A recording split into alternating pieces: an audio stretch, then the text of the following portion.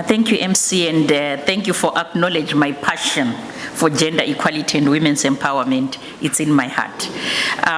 The Deputy Chair, my brother, Ambassador Kwasi, any excellencies here present, distinguished delegates, all protocols observed. I wish to bring you the compliments of Dr. Vera Songwe, the Executive Secretary of the Economic Commission for Africa, whom I stand here to represent. But first, let me thank the organizers of this forum for inviting ECA to participate and give remarks at this opening. Let me assure you that the work on AfCFTA has been an area that Dr. Songwe has put a lot of emphasis on and is committed to supporting the African Union to ensure that it is a success. Distinguished delegates, as African countries have embarked on structural transformation path, building resilience is one essential component to avoid reversing hard-achieved economic gains. The African Continental Free Trade Area Agenda and associated free movement protocol entails free movement of labor. The labor laws must ensure the protection of migrant workers, particularly in light of growing anti-migration sentiments at global level. Migration and human mobility interlink with trade facilitation because without people, goods and services will be unable to cross borders. You can see that I'm not just looking at trade alone, but I'm also looking at the movement of people. Therefore, the African continental free movement of people is critical when we look at the AfCFTA. Distinguished delegates, the Free Movement Protocol provides for regular pathways for people to move as a key pillar of regional trade and economic integration, as it facilitates trade in goods and services and industrialization, and thereby contributing to socio-economic development and poverty reduction. Visa and other immigration restrictions have constrained mobility within Africa, explaining why intra-Africa regional migration has been comparatively stagnant. This has increased the vulnerability of migrant and refugee populations in Africa and means that the potential of migration to boost regional integration and development has been underutilized. Permit me to say the growth of the manufacturing sector on the continent will be spurred by the AfCFTA and will most likely lead to job creation, and especially for the young people. And I see there are some young people in this room. I wish there were more. Based on evidence from other regions of the world, industry represents 1/4 to 1/3 of total jobs. Thus, industrial development in Africa will most likely create new opportunities, more jobs, and will most likely contribute to migration. ECA studies have shown that the AfCFTA could boost intra-Africa trade from its current level of 16% to 52% by 2022.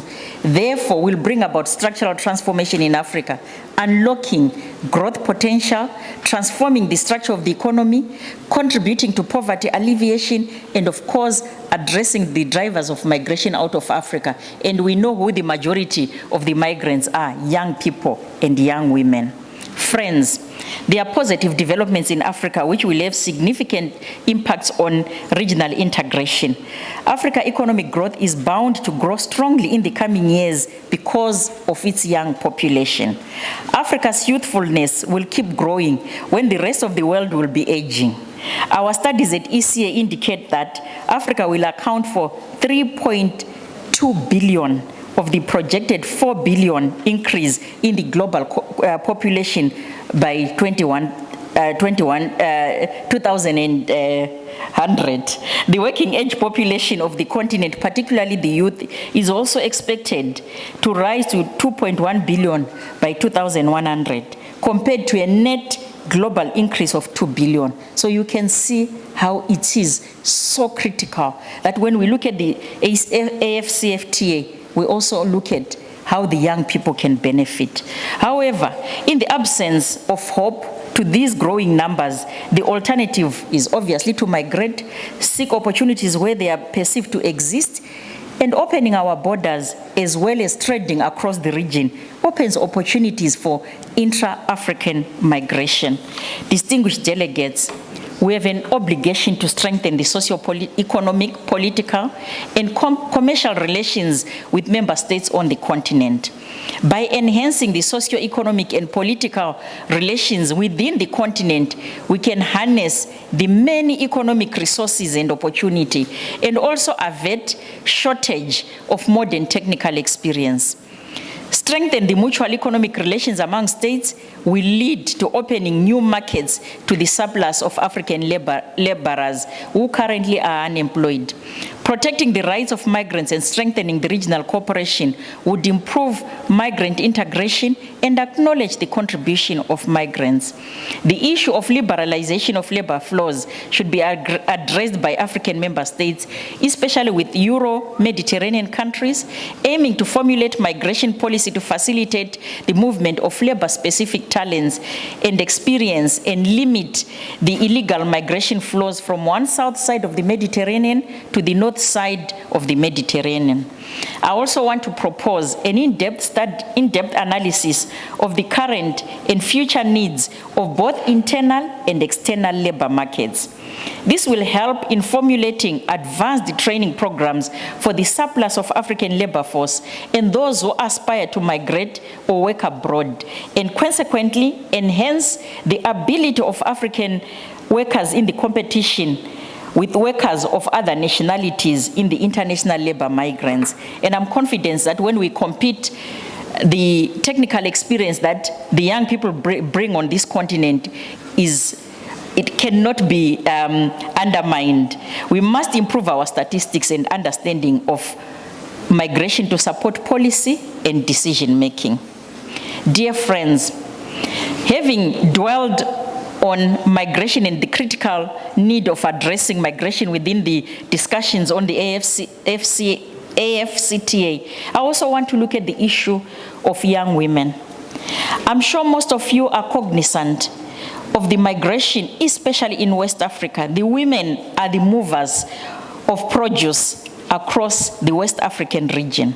It is therefore critical when we look at the AfCFTA that we look at how there is the potential of opportunities for women to trade beyond small scale and micro trading, but to compete with the private sector. I would like us during the coming day to look at all these issues and find the best way that we can influence the AfCFTA so that men, women, girls, and young women benefit. I would like to thank the staff members and colleagues from ECA and the AUC for their timeless efforts in organizing this forum, and I'm hoping it would also be a rich forum. I would also like to thank the European Union for their commitment and support for the AfCFTA process and this civil society forum. We are indeed grateful. This is an opportunity to put our minds and look at how best there can be benefits for the civil society.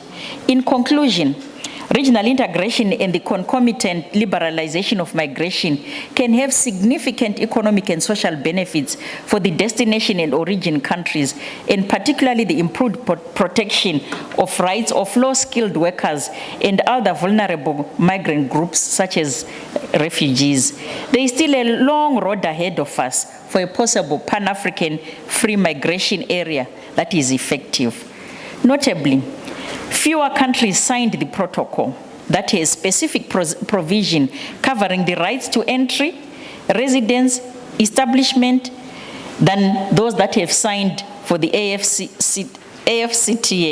Therefore, on the short to medium terms, the RECs are likely to be most relevant mechanisms for regional integration and mobilizing migration for economic development.